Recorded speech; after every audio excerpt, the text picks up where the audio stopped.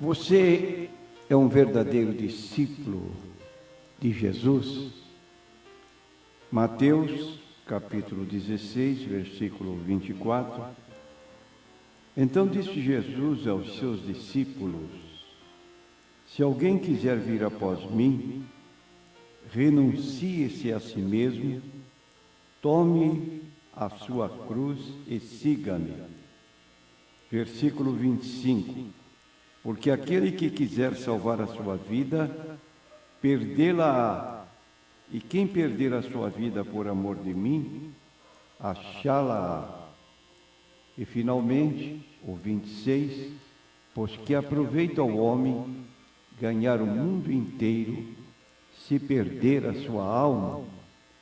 Ou que dará o homem em recompensa da sua alma? Repetindo a pergunta, você é um verdadeiro discípulo de Jesus? Quero dizer que a palavra discípulo aparece centenas de vezes no Novo Testamento e esta palavra é usada para descrever os seguidores do Senhor Jesus Cristo. Por exemplo, quando você abre o capítulo 4 de Mateus, vai encontrar que Jesus, percorrendo as praias, ele encontrou lá um grupo de pescadores e começou a chamá-los para se tornarem seus seguidores.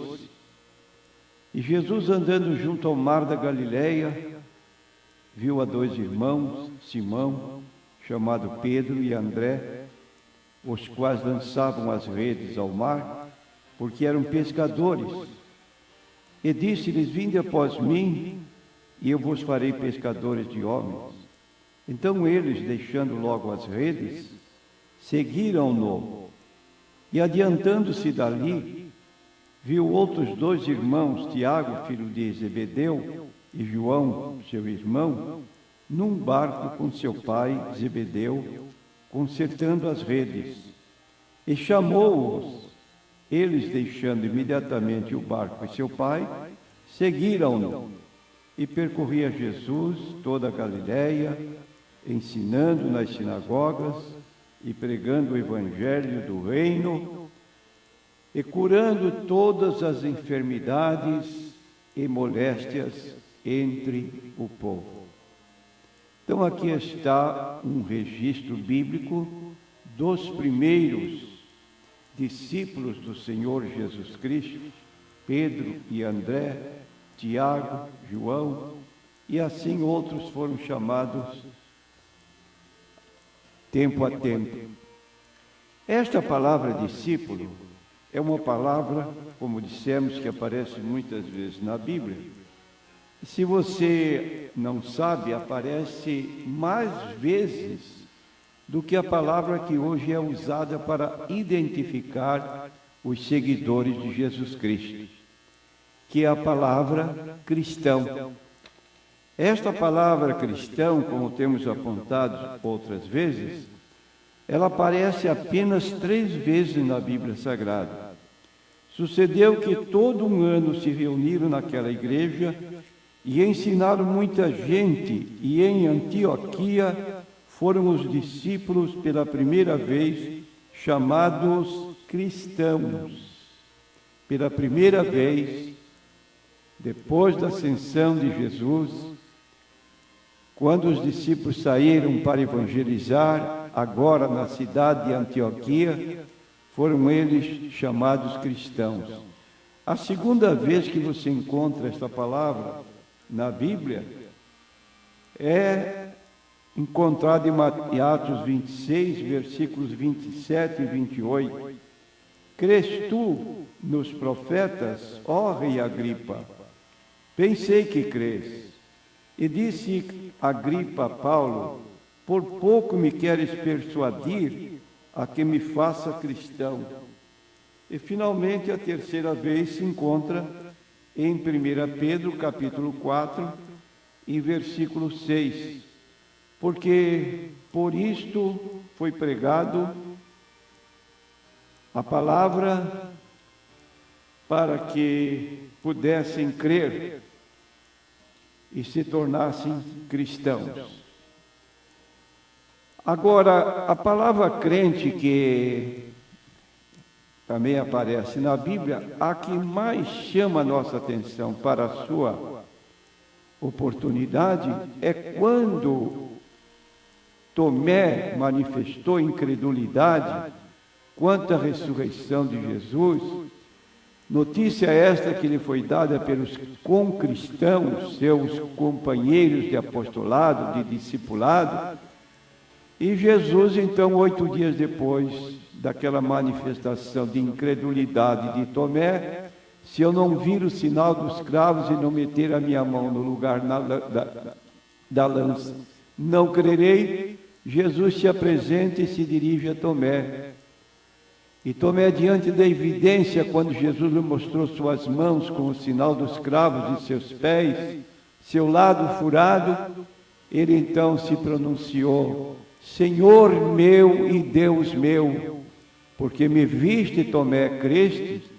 Não sejas incrédulo, mas crente. Bom, mas o que é, então, um discípulo do Senhor Jesus Cristo? Dissemos que é um seguidor de Jesus. É uma pessoa que segue os ensinamentos do Senhor Jesus Cristo e que o tem recebido como Senhor e Salvador. Ora, desde que Jesus é o mestre dos cristãos, o verdadeiro discípulo aprende e segue a vontade do Filho de Deus. A pergunta que nós fizemos: você é um verdadeiro discípulo de Jesus? O problema é que nem todos que se dizem cristãos são verdadeiros discípulos do Senhor. E aí está uma situação que é bem clara. Quando nos dirigimos a um país como o Brasil e dizemos que aqui nós temos quase 2 bilhões, aliás, quase 160 milhões de cristãos. Ora, como é que se define um verdadeiro discípulo de Jesus? Nós dizemos que, no relato que fizemos de Mateus 16, 24, existem 3 condições apresentadas por Jesus para que nós nos tornemos seus discípulos. Se alguém quiser vir após mim, primeira condição, negue-se a si mesmo. Segunda condição, tome a sua cruz. E terceira condição, então, siga-me. Então, repetindo, 3 condições para nos tornarmos verdadeiros discípulos de Jesus: negar a si mesmo, tomar a sua própria cruz e passar a segui-lo. Nós temos 3 registros no Novo Testamento, nos Evangelhos, com estas palavras que estão registradas em Mateus 16, 24, que é uma das vezes. Aparece também em Lucas 9, 23. Se alguém quer vir após mim, a si mesmo se negue dia a dia, tome a sua cruz e siga-me. E aparece também em Marcos 8, 34, com a mesma expressão. Então você poderia perguntar: negar a si mesmo é uma condição para seguir a Jesus Cristo. Enquanto o mundo e muitas religiões começam com o egoísmo do homem, Jesus exige uma autonegação. E às vezes encontramos em nossos dias igrejas que fazem convites bombásticos dizendo às pessoas, se elas quiserem realizar seus sonhos de riqueza, felicidade sentimental e posições de honra, que se tornem seguidoras do Senhor Jesus Cristo, aceitando o convite para visitar essa igreja. Só que a mensagem do Senhor Jesus é outra. Ele pede que a pessoa negue os seus próprios desejos para fazer a vontade dele. Ora, quando nós fazemos a oração do Pai Nosso, ensinada por Jesus, ele coloca estas palavras nas nossas bocas. Pai nosso que estás nos céus, santificado seja o teu nome, venha a nós o teu reino, seja feita a tua vontade, assim na terra como no céu. Só que está havendo uma inversão na apresentação da pessoa do Senhor Jesus para aqueles que eventualmente possam se tornar seus discípulos. Você tem sonhos de riqueza? Você tem sonhos sobre felicidade sentimental?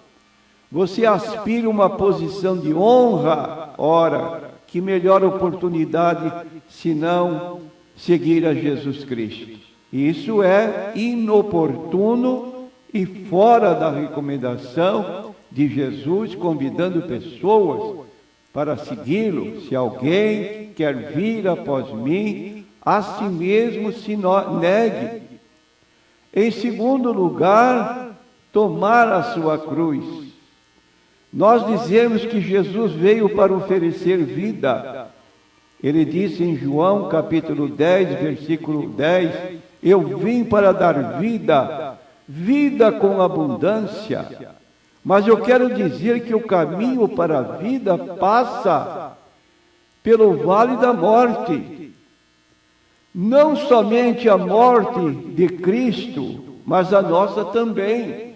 Como Paulo se expressou em Gálatas capítulo 2, versículo 19 e 20, ele disse de si mesmo, estou crucificado com Cristo. Logo, já não sou eu quem vive, mas Cristo vive em mim.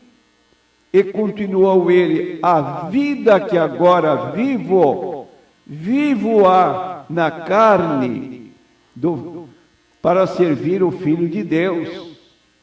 Então ele está falando do seu tempo, depois de cristão, que agora ele não vivia mais para os seus interesses pessoais, mas vivia exclusivamente para as coisas de Deus. Estamos dispostos a aceitar o convite de Jesus e dizer como Paulo, estou crucificado com Cristo, logo, já não eu sou quem vive, mas Cristo vive em mim? É uma necessidade que Jesus impõe como condição para segui-lo. E, finalmente, seguindo a Jesus dia a dia tome a sua cruz e siga-me. Então, várias religiões e filosofias exigem sacrifício e autonegação, algumas ensinam preceitos e doutrinas de homens com rigor ascético, proibindo casamento, proibindo certas alimentações, recomendando que para a condição de salvação é preciso guardar o dia de sábado. São ensinos que não estão condizentes com a palavra de Deus. E o apóstolo Paulo, na sua carta aos Colossenses, no capítulo 2, versículo 20 a 23, ele diz o seguinte: se, pois, estáis mortos com Cristo quanto aos rudimentos do mundo, porque vos carregam ainda de ordenanças, como se vivesses no mundo, tais como não toques, não proves, não manuseies, as quais coisas todas perecem pelo uso segundo os preceitos e doutrina dos homens, as quais têm, na verdade, alguma aparência de sabedoria, em devoção voluntária, humildade e em disciplina do corpo, mas não são mais de valor algum, senão para a satisfação da carne. Então, prezado ouvinte, o benefício não vem de autonegação em si, ou simplesmente de tomar qualquer cruz. Jesus é o único caminho que leva à vida eterna. Sobre isto, o apóstolo Pedro não teve a menor dúvida quando, depois de operar um milagre em nome do Senhor Jesus Cristo a uma pessoa que estava coxa muitos anos, e ele disse: eu não tenho prata nem ouro, mas o que tenho te dou, em nome de Jesus Cristo, levanta-te e anda. Tomou o homem pela mão, pô-lo de pé, e ele se levantou, saltitando, entrando no templo, glorificando a Deus pela cura que havia recebido. Todos estavam atônitos, olhando com insistência para Paulo e João, como se fossem eles os autores do milagre. E Pedro então declarou com muita convicção: é em nome de Jesus que este homem, que estava enfermo, agora está são. E concluiu: e em nenhum outro a salvação, porque também debaixo do céu não existe outro nome dado entre os homens pelo qual devamos ser salvos. Repito a pergunta: você é um verdadeiro discípulo de Jesus? Nega a si mesmo, toma a sua cruz, segue a Jesus exclusivamente e encontra então nele salvação, porque ele é o caminho, a verdade e a vida que nos conduz ao céu, e sem ele não chegamos lá. Que você possa tornar-se um verdadeiro discípulo do Senhor Jesus Cristo.